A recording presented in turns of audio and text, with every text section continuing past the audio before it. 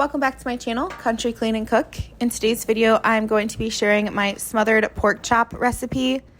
I know it's always a struggle to come up with dinner ideas, and so I hope with sharing my recipe, it will give you one meal this week that you don't have to stress about. Let's go ahead and get started.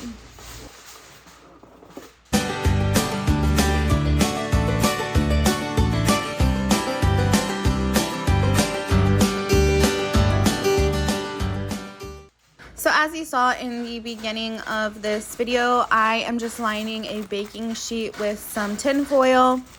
You can do this without lining it, but I find that it just makes it way less messier to clean up, and it also contains the grease so you don't have it all over your oven, and it might be one less time you have to clean your oven.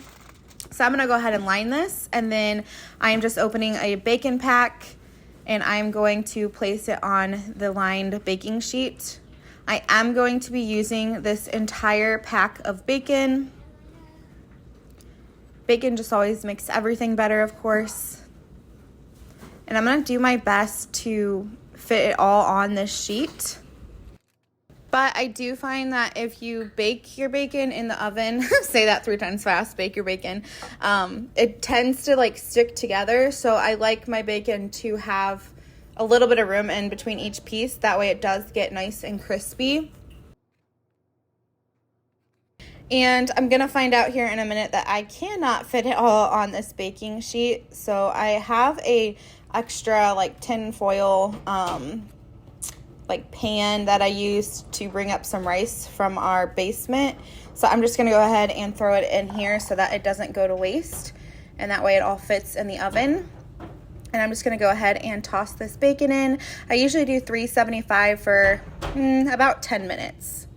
I also have some rice going in my Instapot, and I just follow the instructions to cook rice. There's no recipe for it. Once that's cooked, I'm going to go ahead and throw it in a casserole dish. I want to make sure that I am getting enough rice in there because this is kind of the bread of the dish, so you want to make sure that you just have a good amount in the bottom of it. I would say probably bring it up to halfway of the casserole dish.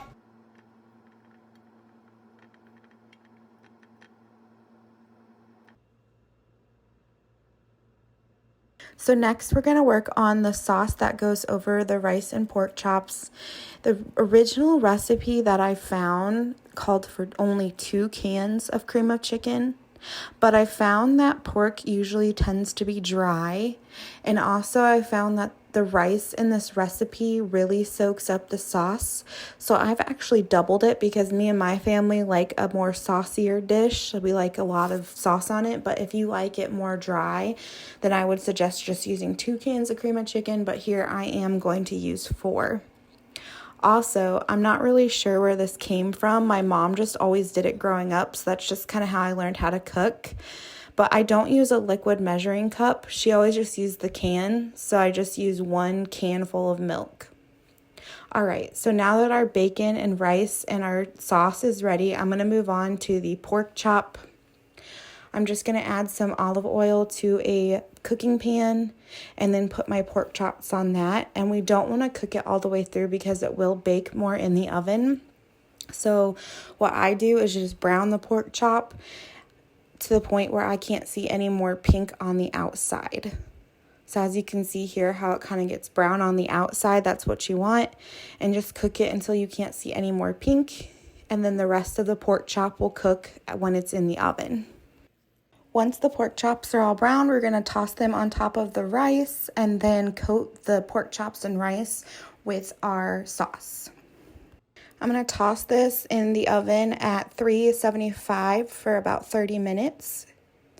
And in the meantime, I'm going to work on the side dish. We really like oven roasted Brussels sprouts.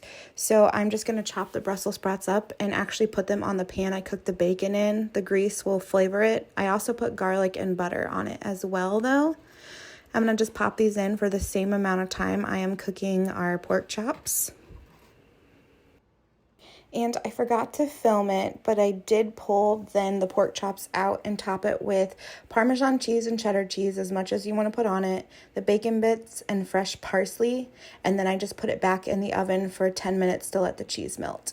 This is definitely a family favorite. It's so delicious, and I hope it helps you out with dinner this week. Thank you so much for taking the time out of your day to watch this recipe video. Hit that thumbs up button. It lets me know that you like these types of videos and want me to continue making them. And I'll catch you all in my next video. Bye.